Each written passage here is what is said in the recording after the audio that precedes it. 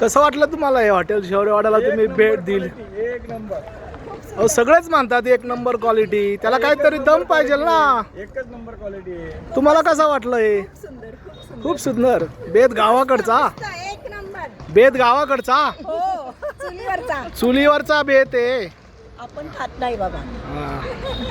अहो पण व्हेज पण आहे इथे, असं काय करताय? शेवगा शेवगा. शेवगा अंडी खाता, शेवगा अंडी खाता.